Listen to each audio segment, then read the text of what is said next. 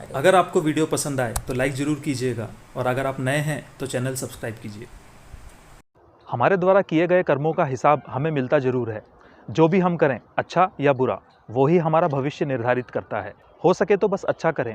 ऊपर वाला हमें दिखता नहीं है, पर देखता सब कुछ है।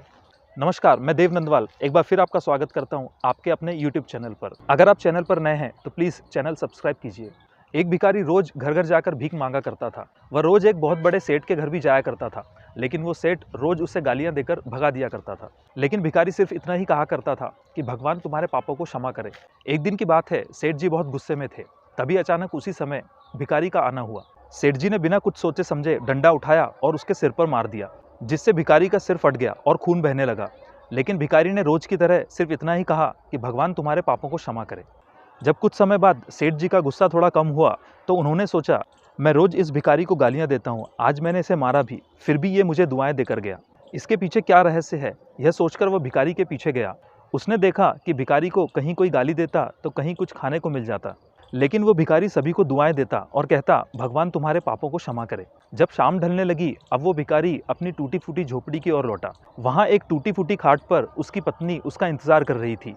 वह काफ़ी बीमार लग रही थी। अपने पति को आता देख वो उठ खड़ी हुई, लेकिन जब उसने कटोरे में देखा तो उसे सिर्फ उसमें आधी रोटी दिखाई दी। उसने देखा कि उसके पति के सिर से काफ़ी खून भी बह रहा था। उसने तुरंत अपनी साड़ी से उसका सिर पोंछा और चोट लगने का कारण पूछा। भिखारी ने कहा कि जब भी मैं भीख मांगने जाता हूँ तो कोई मुझे गालियाँ देता है, कोई मुझे खाने के लिए कुछ दे देता है। ये सभी हमारे पिछले जन्मों के कर्मों का हिसाब है। तुम्हें याद है ना कि कुछ सालों पहले तक हमारे पास सब कुछ था, हमारे पास किसी तरह की कमी नहीं थी, सभी ऐशो आराम थे। हम बहुत धनवान थे, लेकिन हमने कभी किसी जरूरतमंद की मदद नहीं की। तुम्हें वो अंधा भिखारी तो याद होगा ना, जो हमसे खाने के लिए रोटी मांग रहा था, लेकिन हमने उसका अपमान किया और उसे लात मारकर भगा दिया। उस अंधे भिखारी ने कहा था कि तुम्हें तुम्हारे पापों का हिसाब जरूर मिलेगा। शायद उस अंधे भिखारी की बद्दुआ हमें लग गई और हमारी हालत ऐसी हो गई। लेकिन मैं कभी किसी को बद्दुआ नहीं देता। मैं नहीं चाहता कि कोई हमारे तरह इतने बुरे दिन देखे। ईश्वर सब देख रहा है, ये बात सभी जानते हैं।